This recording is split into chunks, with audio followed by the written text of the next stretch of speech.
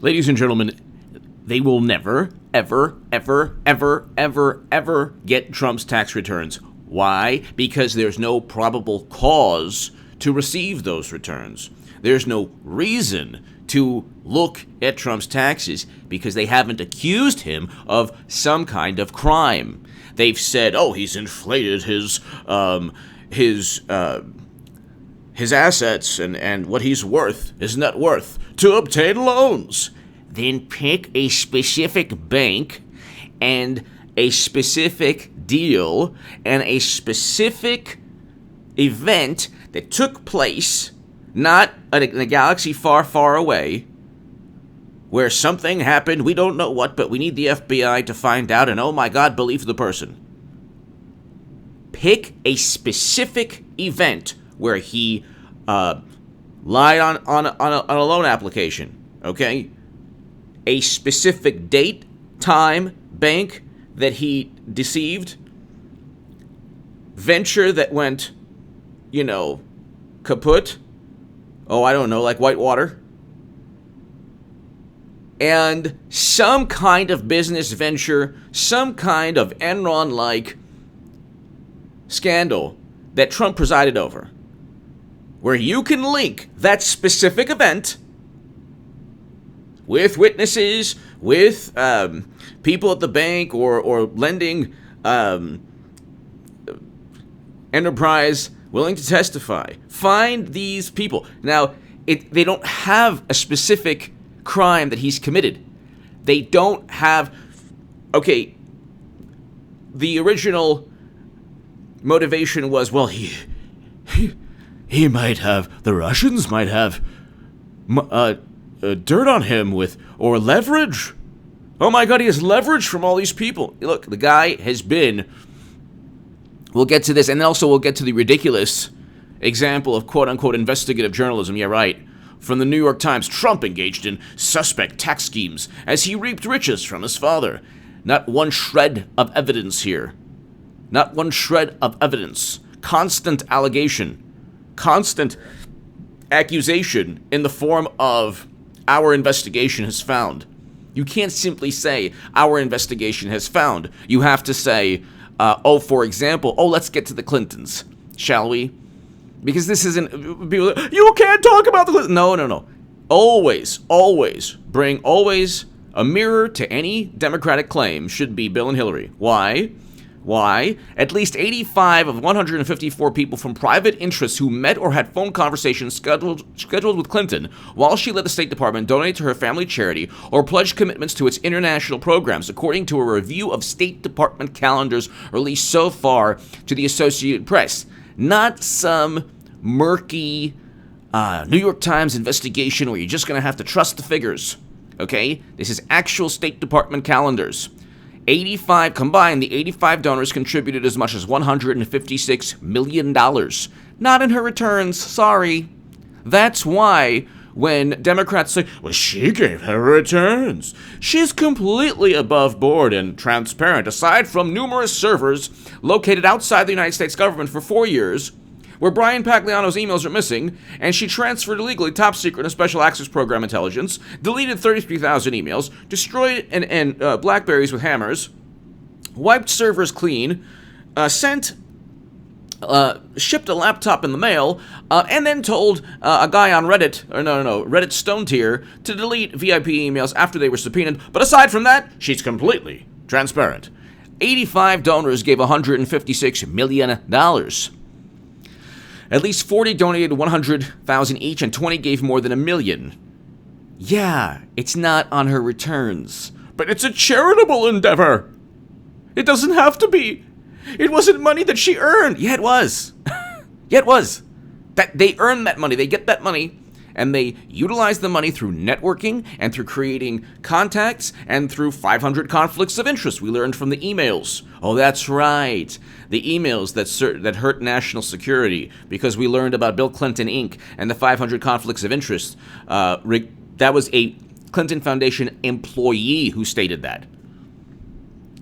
Again, you think, okay, Hillary Clinton and Bill Clinton are worth hundreds of millions. They're in politics their whole life. They're selling a whole bunch of deception for decades. Okay, they're in politics. How do you make hundreds of millions in politics? Da, na, na, na, na, na, na. And is this money shown in your returns? No, it's not. Okay, Trump will get to, aside from the fact he's already stated, he'll never show his returns ever, ever, ever, ever, ever.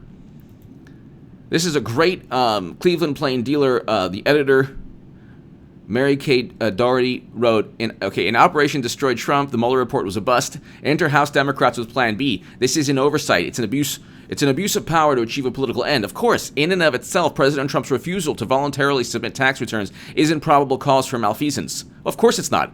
And Congress should conserve their energy, their investigative energy. Campaign spying tactics by President Obama-era intelligence agencies could be quite a rat's nest. Yes, and that's what's taking place.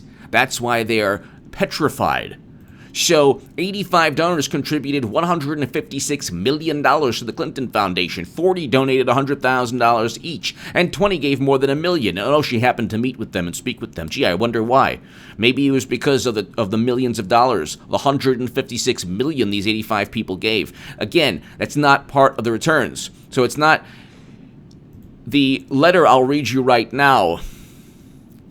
Okay, this is from this hilarious comic, Richard E. Neal, congressman. Okay, so, Honorable Charles P. Reddick, okay, Commissioner, IRS, okay. Dear Commissioner Reddick, on April 3rd, 2019, pursuant to my authority under Section 6103 of Internal Revenue, no, it's not. You have no probable cause. You haven't accused Trump of a specific crime linked to his taxes. I request the Internal Revenue Service furnish certain return and return information by April 10th. And as I explained in my earlier letter, the request is in further consideration by the Committee on Ways and Means Committee of Legislative Proposals and Oversight related to our federal tax laws, including but not limited to the extent to which the IRS has enforced the federal tax laws against President Trump. What? That is for the government to determine. You can't look at his returns and say, gosh, you you didn't suffer enough, Trump. We have to no. Here and there and carry the one and say no. You have to accuse him of something, or accuse the IRS of something, or accuse somebody of something specific. He doesn't have to. There's no law that says he must.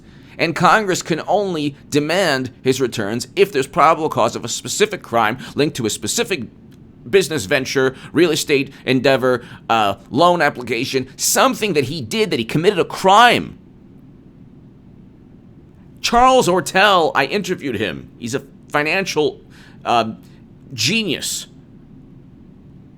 According to Charles Ortel, the Clintons have been scamming the U.S. government, the IRS, and the American people with billions flowing into their foundation, and then enriching themselves through contacts and through networking and through fundraising directly linked to the money flowing into the foundation. When the $10 billion was raised in Haiti, this is what people don't get. And I was debating this contributor to the Politico and other people. And he lived in Haiti.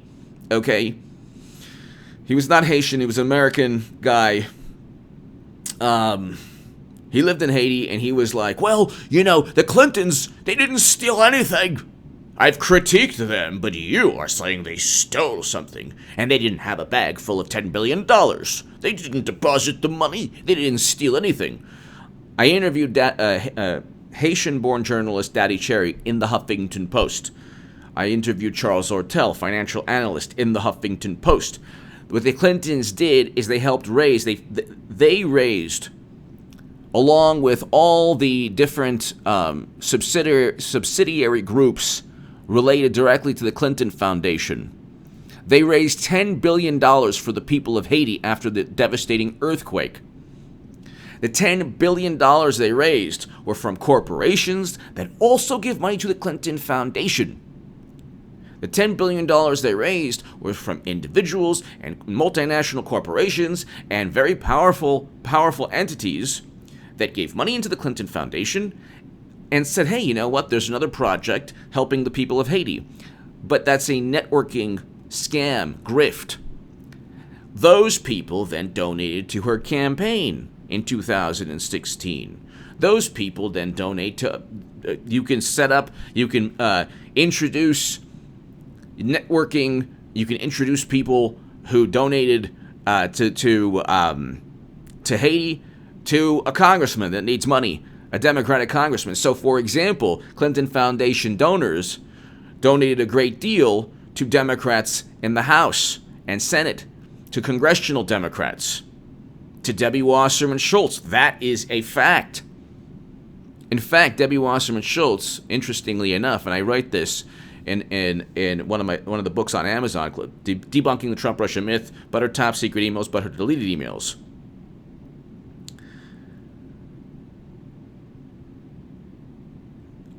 It was like over 50% in one election cycle came outside her district of money that she raised.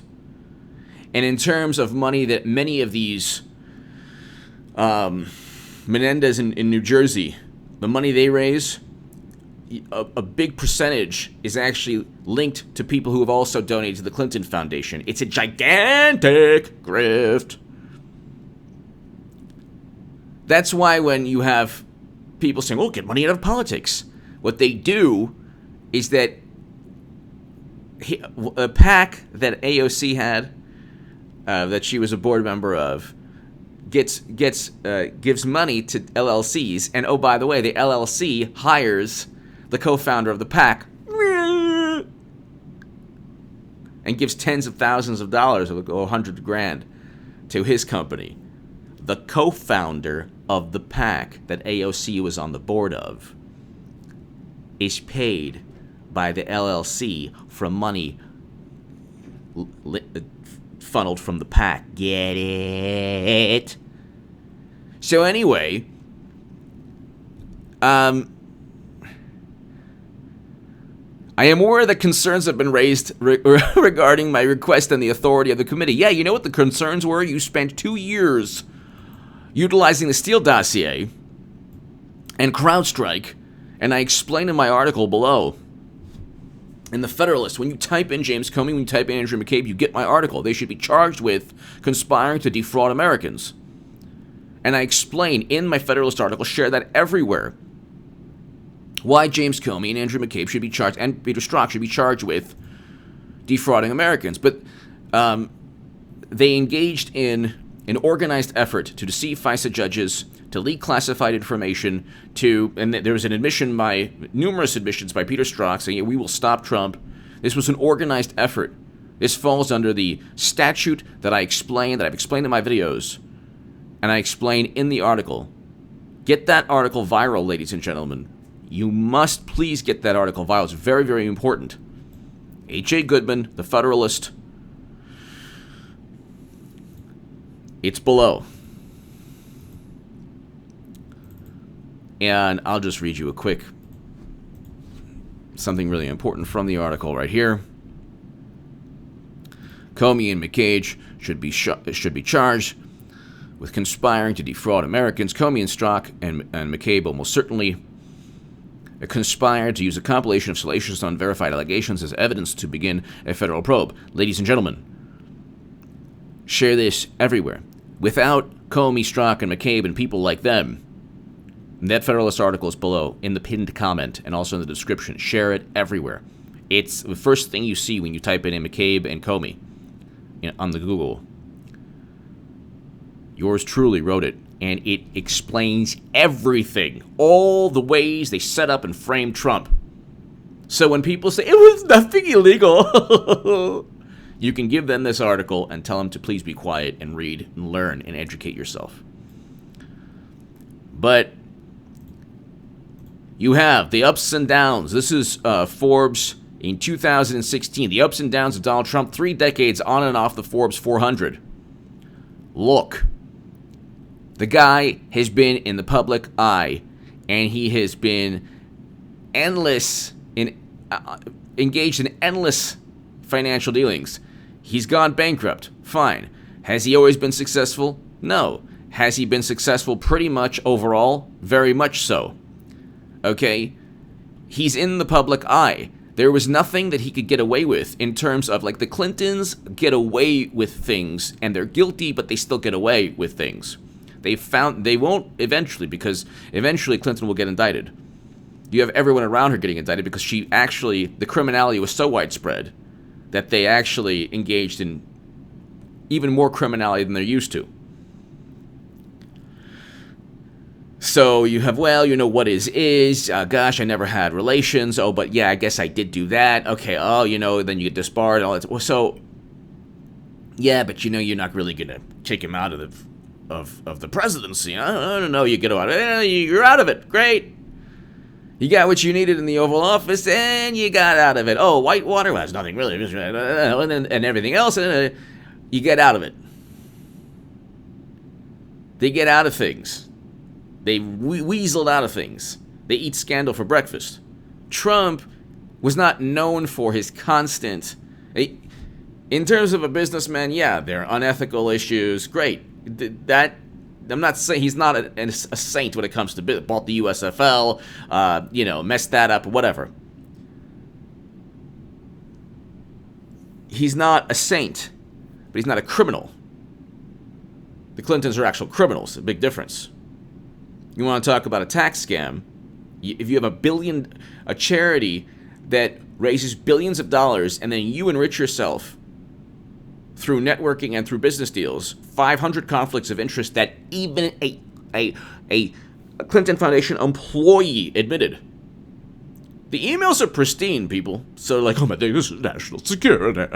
It's like, no, you just are so you're engaged in such criminality that it's actually not a security issue for you. With Trump, they spied on everyone. They spied on Trump Tower servers. They took the servers. They didn't let him. Could you imagine if Trump was like, yeah, I'll give you the server. Let me wipe it clean. Oh my God, you wiped the server clean. Alpha Bank, no. They wiretapped everyone he spoke to. He was caught in incidental communication. The surveillance was overwhelming. They found bupkis, zero, zilch, nada, nothing. No collusion, obviously no obstruction because it was an illegal investigation. I explained that in my Federalist article. But the guy has been on the Forbes, it says here, since joining his father's real estate company in 1968, Donald Trump has morphed from a swashbuckling builder with a love for leverage to a billionaire personality presidential candidate. Along the way, he weathered 2 real estate crashes, and his companies filed 4 bankruptcies between 1991 and 2009, yet he rebuilt his businesses with a focus on his brand. He has put his name on consumer products, including steaks and wine, and earned licensing fees for everything from golf courses to condos to hotel without investing a single dollar. He still does own quite a bit of real estate. Okay, his reality show, which he shared an estimated 200. Okay, so his real estate alone is probably enormous. It goes into all this. Okay, it was.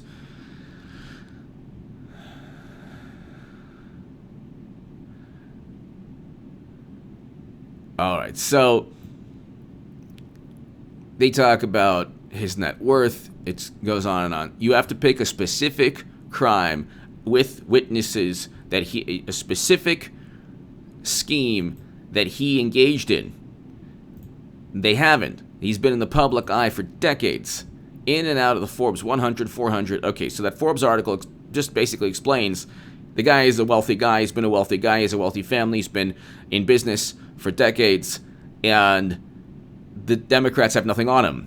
Plan B, after trying to foment and fabricate and oust a duly elected president, was go after his taxes, without even accusing him of a specific crime, which is what they did with,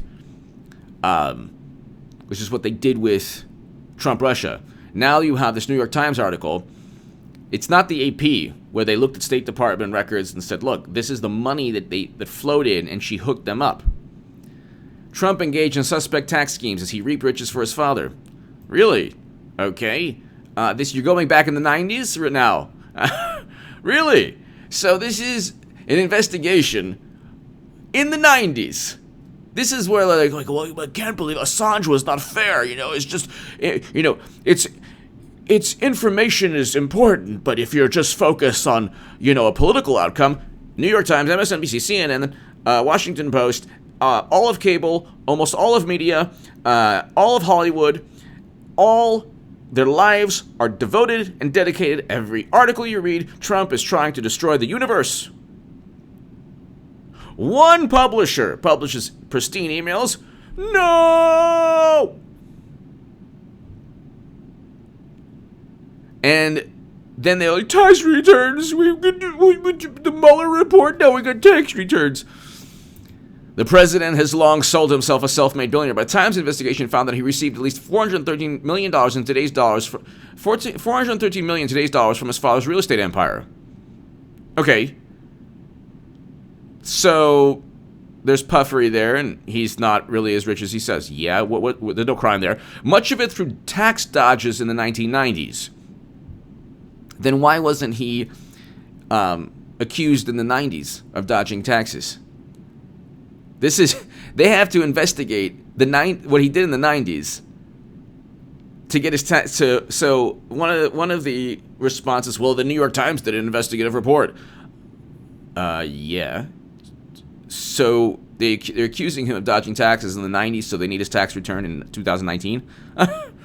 How does that work? So 30 years ago, we need to see what he did 30 years ago today, because we tried to set him up and it didn't work with the Steele dossier. Sorry, it doesn't work that way. And the New York Times is like, in terms of journalism, not only suspect, it's a joke. Every single article is, according to sources, anonymous sources, according to sources. You don't know. They make everything up. And they have Debbie Wasserman Schultz as a source. Then you have, we'll let this anonymous person in Trump's administration who says that, he saves the country from peace between North and South Korea and a great economy and all this stuff by removing things from his desk. So the President Trump participated in dubious tax schemes. Notice they don't say illegal. During 1990s, including instances of outright fraud. Okay, well, there you go. That greatly increased the fortunes he received. An investigation by the New York Times has found. Not New York State attorneys, an interview with New York State attorneys or New York State prosecutors, records indicated that he was in trouble with the IRS, nothing like that. An investigation by the New York Times has found. Okay? Then it goes on, Mr. Trump won the presidency by proclaiming himself a self-made billionaire. And then it tries to, destroy the narrative that he was a self-made billionaire. But this is not grounds for seeing his tax returns. This was not written, with all due respect to the, whatever. Great journalists, nothing bad to say about the journalists. But, I could be wrong, but there's nothing here that said that he was in trouble with the IRS at any point.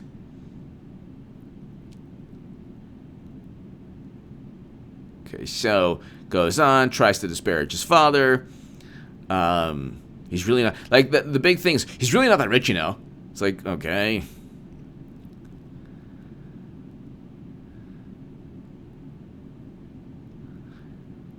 It ends with, here is what can be said with certainty. Had Mr. Trump done nothing but invest the money his father gave him in an index fund that tracks the Standard & Poor's 500, he would be worth $1.96 billion today. Well, first of all, I don't know what index funds were available in 1968 where he could do that. Maybe there were. But that's another ploy of liberals when they say, well, okay, as for the $1 million loan, Fred Trump actually lent him at least $60.7 million or $140 million in today's dollars. Okay, and there is one more Fred Trump windfall coming Donald Trump's way. Starrett City, the Brooklyn housing complex. Invested in the 70s, sold for $905 million. Donald Trump's share of the proceeds is expected to exceed $16 million. It was an investment made with Fred Trump's money and connections. But in Donald Trump's version of his life starts, Citi is always and forever one of the best investments I ever made. It does not end with like the way my article in the Federalist explains, like, here's the legal statute, here's how they broke that legal statute, and it's game over. It ends with, well, he wasn't, like, really, rich or anything. His father helped him, which is true. With the essentially, this New York Times article is accurate. He's not a self-made man. Donald Trump is not a self-made man. His father helped him tremendously. That's okay. Nothing wrong with that. Nothing wrong with that. You know who helped Madam Cyberhack? Her husband. You think we'd be talking about Madam Cyberhack now? You think she would have once became senator without her husband? I just want to say, you don't have to thank me. Okay, I'll be quiet now. So let's not talk about getting a leg up. Essentially, the article is right in terms of, well, he got rich because his father was rich. Yeah, that's not a crime. Not a crime. Not a reason to see his taxes in 2019. Sorry. You lost again, Democrats. Give me your thoughts below. Share this segment everywhere with anyone who thinks that his tax returns are like the Holy Grail. Now that the Steele dossier and the CrowdStrike and Papadopoulos conversation and the Mueller report have been a complete and utter dead failure for Democrats. Click subscribe. Tell your friends about this channel. We're almost at 140,000. Let's get to 200,000, everyone. My Federalist article below. Please share that on Twitter, Facebook, everywhere. Why McCabe and Comey should be charged with the legal statute that I see. That's the difference between my article and the New York Times article. It doesn't end with, yeah, he should be charged with this. I explain these corrupt FBI officials should be charged with a specific legal statute, and here are the reasons why, and I provide all the evidence. Share that Federalist article everywhere. My Patreon link is below to support my voice long term. Thank you so very much.